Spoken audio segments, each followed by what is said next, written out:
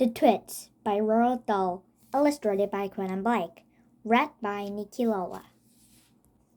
Introducing Mr. Twit, Mrs. Twit, the roly-poly bird, the Mongolwump monkeys. Hairy faces. With a lot of hairy-faced men that are around nowadays. When a man grows hair all over his face, it is impossible to tell what he really looks like. Perhaps that's why he does it. He'd rather you didn't know. Then there's a problem of washing. When the very hairy ones wash their faces, it must be a big job as you and I wash the hair on our heads. Now, what I want to know is how often do all these hairy-faced men wash their faces? It is only once a week like us on Sunday nights? And do they shampoo it? Do they use a hairdryer? Do they rub hair tonic on to stop their faces from going bald? Do they go to a barber to have their hairy faces cut and trimmed, or do themselves in front of the bathroom mirror with nail scissors? I don't know, but the next time when you see a man with a hairy face, which will probably be as soon as you step out of the street, maybe you will look at him more closely and start wondering about some of these things. Mr. Twit. Mr. Twit was one of these fairy-faced men. The whole of his face, except for his forehead, his eyes, and his nose were covered with thick hair. The stuff even sprouted in revolting tufts out of his nostrils and ear holes. Mr. Twit felt that his hairness made him terribly wise and grand, but in the truth he was neither of these things. Mr. Twit was a twit. He was born a twit, and now at the age of 60, he was a bigger twit than ever. His hair on Mr. Twit's face didn't grow smooth and matted, as it does on most fairy-faced men. It grew in spikes that stuck out straight like bristles of a hairbrush. And how often did Mr. Twit wash his bristly, nail-brushy face of his? The answer is never, not even on Sundays.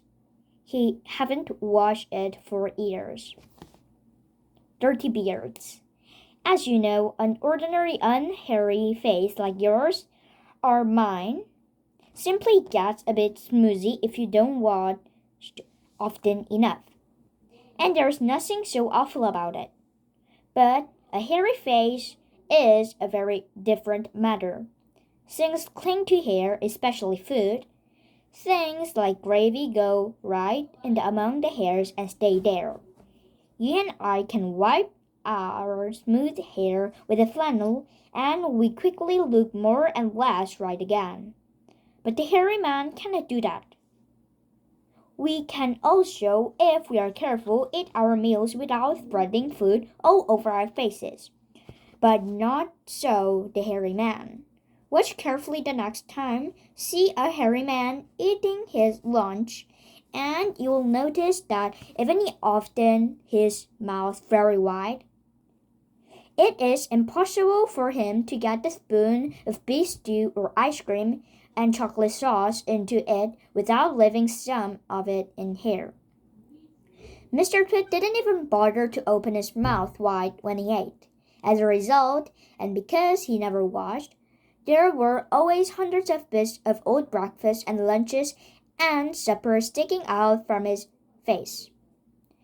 They weren't big bits, mind you, because he wiped those off with the back of his hand or his sleeve while he was eating. But if you look closely, not that you'd ever want to, you can see tiny specks of dried-up scrambled eggs stick out from the hair, and spinach and tomato ketchup and fish fingers, and minced chicken livers, and the other disgusting things Mr. Twig liked to eat.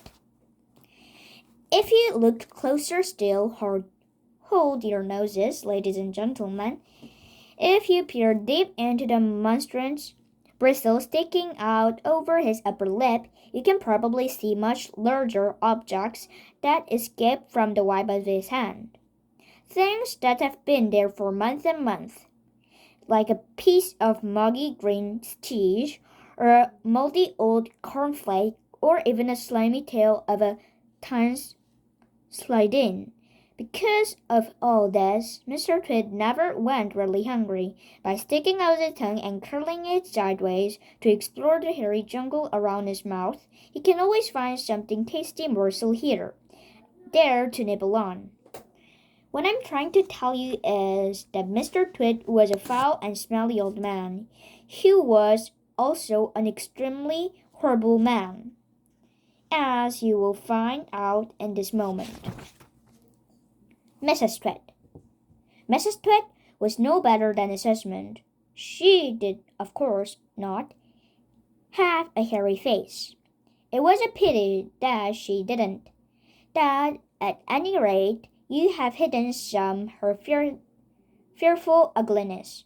Take a look at her. Have you ever seen a woman with an uglier face than that? I doubt it. But the funny thing is that Mrs. Twit wasn't born ugly. She'd been a quite nice face when she was young, but the ugliness has grown up by eaters when she got older. Why would that happen? I'll tell you why. If a person has ugly thoughts, it begins to show on the face. And when the person has ugly thoughts every day, every week, every year, the face gets uglier and uglier until it gets so ugly you can hardly bear to look at it. A person who has good thoughts cannot ever be ugly. You can have a wonky nose and a crooked mouth and a double chin sticking out of your teeth, but if you have good thoughts, they will shine in your lovely faces like sunbeam. You will always look lovely. Nothing shone out of Mrs. Twit's face. In her right hand carried a walking stick. She used to tell people that this was because she had warts growing out the sole of his left foot and walking was painful. But the real reason that she carried a stick was so that she could tease things with it. Things like dogs and cats and small children. And then there was the glass eye. Mrs. Twit had a glass eye that was always looking on the other way. The glass eye. You can play a lot of tricks with a glass eye because you can take it out and pop it back again anytime you like. You can bet your life Mrs. Twit knew all these tricks.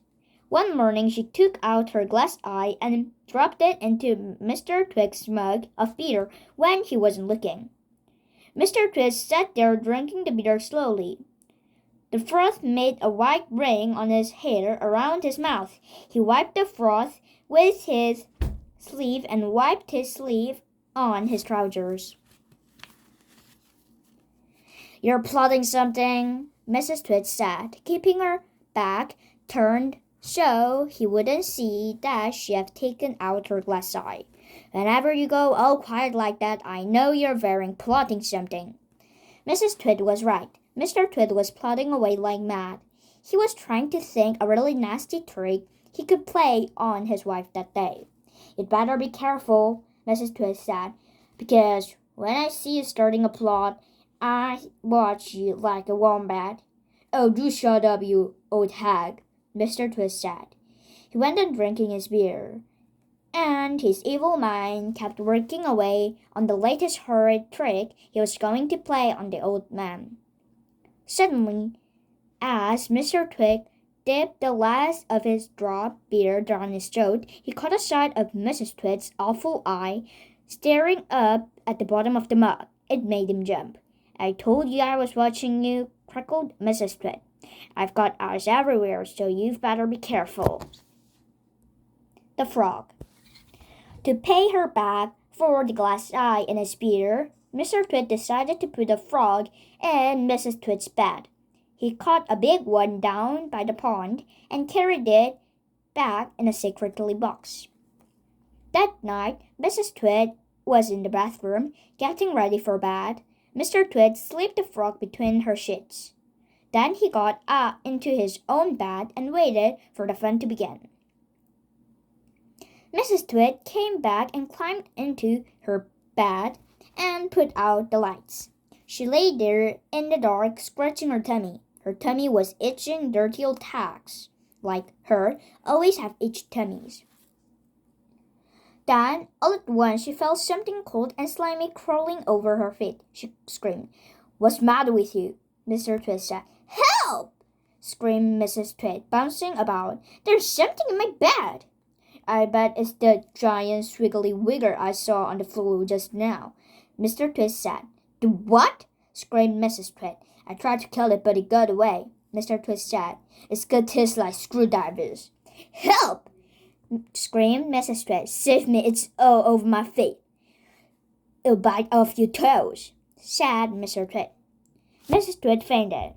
Mr. Twit got out of bed and fetched a jug of cold water. He poured it all over Mrs. Twit's head to receive her.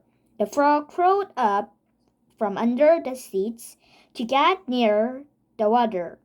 It started jumping about on the pillow. Frogs like water. This one was having a good time. When Mrs. Twit came to, the frog had just jumped on his face. "This is not a nice thing to happen in anyone in bed at night," she screamed again. "By golly, it's a giant swig wiggler," Mr. Twit said. "It'll bite off your nose." Mrs. Twit leaped out of the bed and flew downstairs. She spent all night in the sofa. The frog went to sleep on her pillow. So that's the end that we're gonna read today. See you in part 2. Bye bye.